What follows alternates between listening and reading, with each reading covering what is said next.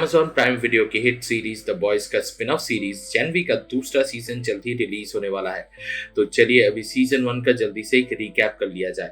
ऐसे ही दूसरे वीडियोस देखने के लिए और हमसे जुड़े रहने के लिए चैनल को सब्सक्राइब कीजिए और वीडियो को लाइक और शेयर करना ना भूलें। Thank you. और एक ह्यूज स्पॉइलर वार्निंग के साथ लेट्स मूव ऑन। गोडोल्किन यूनिवर्सिटी एक वॉट इंटरनेशनल फंडेड इंस्टीट्यूशन है जो अगले जनरेशन के सुपर हीरोज को बनाने का काम करता है। इसके कुछ फेमस एलुमनाई जैसे क्वीन मेव और एट्रियन जो 7 के मेंबर्स रह चुके हैं, उन लोगों की वजह से ये कहने की जरूरत ही नहीं कि गॉड यू में एडमिशन पाना हर एस्पायरिंग हीरो का सपना होता है। मैरी मोरो एक ऐसी ही यंग सूप है जिसके पास ब्लड मैनिपुलेशन के पावर्स है और जिसने अपने बचपन में गलती से अपने खुद के पेरेंट्स को मार दिया था जब उसके पावर्स पहली बार उसके फर्स्ट पीरियड के दौरान इमर्ज हुए थे। इस इंसिडेंट की वजह से मैरी और उसकी बहन के बीच की दूरियां बढ़ जाती है। दोनों अनाथ होने के बाद अलग हो जाते हैं और मैरी को रेड रिवर इंस्टीट्यूट ऑर्फनेज भेज दिया जाता है। अब प्रेजेंट में मैरी को पता चलता है कि उसका एडमिशन गॉड यू में हो गया है और वो इस प्लेटफॉर्म का इस्तेमाल करना चाहती है एक चांस पाने के लिए 7 में जाने का, क्योंकि उसे ये उम्मीद है कि इससे एनाबेथ उससे रिकंसाइल करने के लिए तैयार हो जाए। यूनिवर्सिटी में मैरी अपने रूममेट से मिलती है एमा मायर, जो एक जॉली और काइंड हार्टेड लड़की है और जिसके पास अपने साइज को एक बहुत ही अनकन्वेंशनल तरीके से मैनिपुलेट करने की शक्तियां होती है। मैरी यूनिवर्सिटी के सेलिब्रेटेड सीनियर ईयर स्टूडेंट से भी मिलती है, यहाँ तक कि Luke Riordan aka the golden boy से भी, जिसके पास पायरोकाइनेटिक पावर्स होते हैं और जो यूनिवर्सिटी का टॉप मोस्ट स्टूडेंट है। एंड्रे एंडरसन लूक का बेस्ट फ्रेंड और सुपर हीरो पोलैरिटी का बेटा अपने बाप से मैग्नेटिज्म पावर्स इनहेरिट कर चुका है। लूक की गर्लफ्रेंड केट डनलप के पास टैक्टाइल साइकिक मैनिपुलेशन के पावर्स है।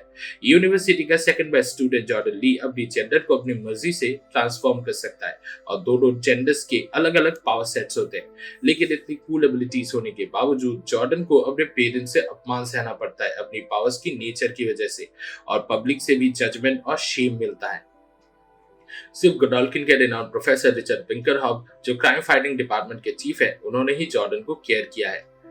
अपनी शुरुआती हेजिटेशन से उभर के मरी इस ग्रुप के साथ हैंग आउट करने का डिसीजन लेती है और एक पार्टी के दौरान आंधे की केयरलेस एटीट्यूड के कारण एक औरत की जान भी जा सकती थी, पर मरी अपने पावर से उसकी जान बचा लेती है। इससे मरी सोशल मीडिया पर पॉपुलर हो जाती है, लेकिन ब्रिंक न्यूकमर मरी को फंसाने का डिसीजन लेता है ताकि सीनियर स्टूडेंट्स और अकेडमी की रेपुटेशन सेफ रहे और उसे एक्सपेल कर देता है। मैरी ब्रिंक को रिकंसिडरेशन के लिए अप्रोच करने की कोशिश करती है जब वो देखती है कि एक हीटेड आर्गुमेंट के बाद लूक उसे जिंदा जला देता है।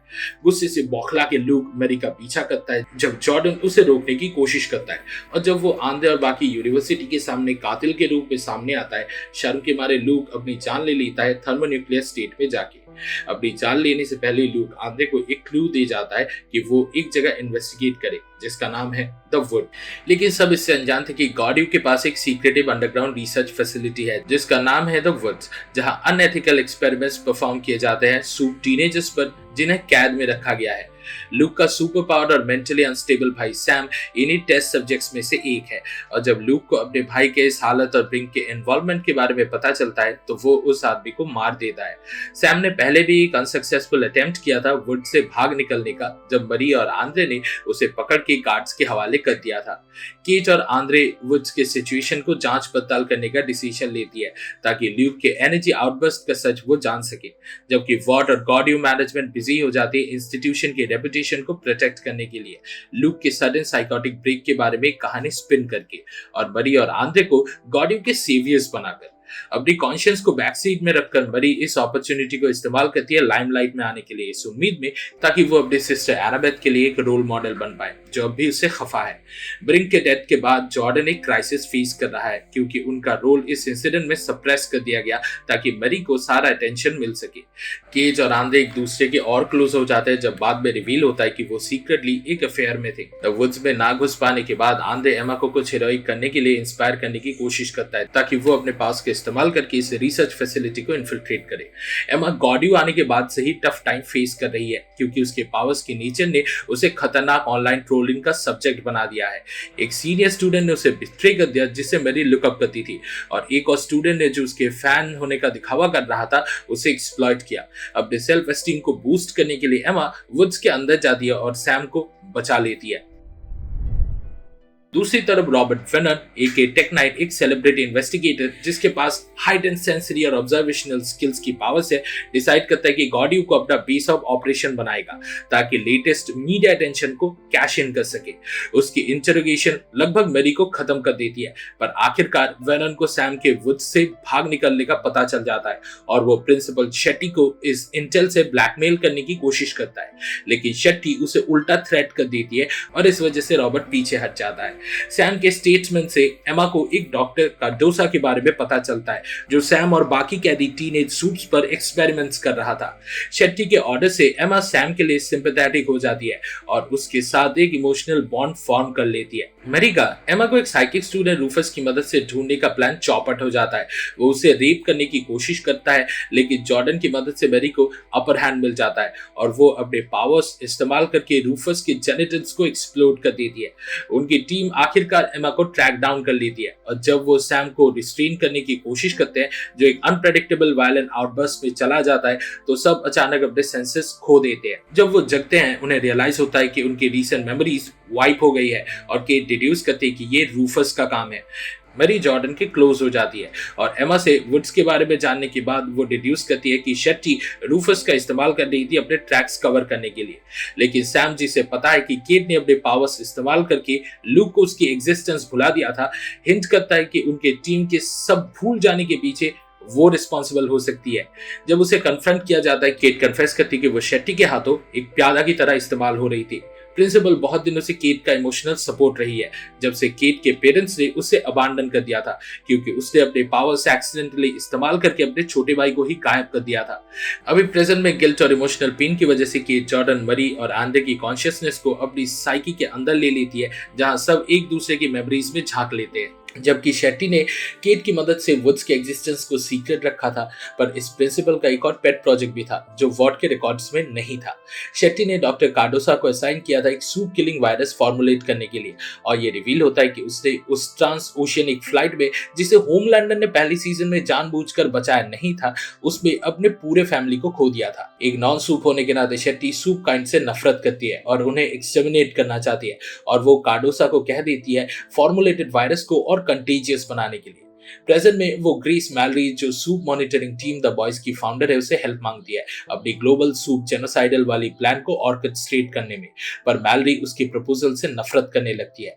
दूसरी तरफ मैरी और जॉर्डन शेट्टी के इस खतरनाक प्लान का एविडेंस पा लेते हैं और उसे एक्सपोज करने की कोशिश करते हैं कांग्रेस वुमन विक्टोरिया न्यूमैन के सामने, जिसने फेमसली सूप अकाउंटेबिलिटी का क्वेश्चन उठाया था 7 के रैश एक्शंस के बाद, जैसे द बॉयज के प्रीवियस सीजन में देखा गया था। लेकिन असल में वो वॉर्ड की एक प्लान का ही हिस्सा थी, सूप्स की प्रेजेंस को गवर्नमेंट और मिलिट्री में लेजिटिमाइज करने के लिए।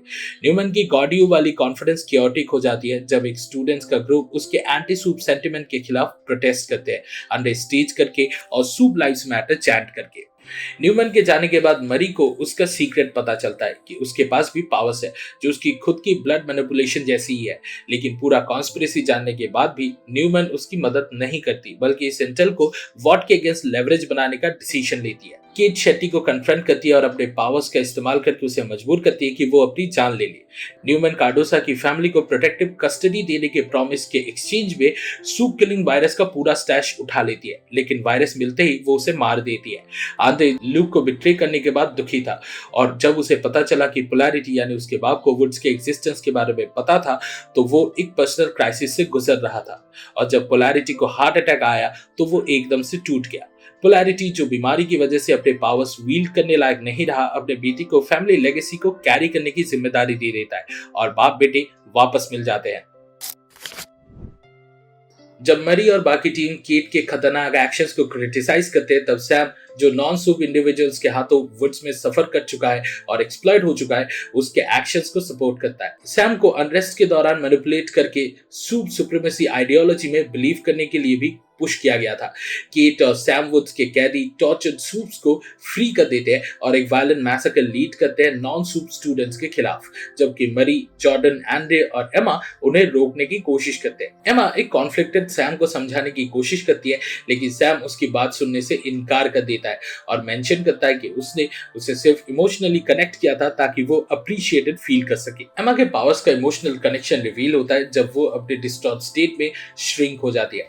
सैम केट से अपने मेंटल ब्लॉकेजेस को हटवाने को कहकर अपनी मोरल कॉन्फ्लिक्ट को दूर कर देता है जो लूक की मेमोरी से उसे मिली थी। एशली और वॉट के एग्जीक्यूटिव्स जो न्यूमैन की कॉन्फिडेंस के बाद डैमेज कंट्रोल डिस्कस करने गॉडियो आए थे, वो खुद को एक डिरेंज सूप सुप्रीमेसिस्ट आर्मी के सामने पाते हैं जो अपने रास्ते में सबको खत्म करते जा रहे हैं।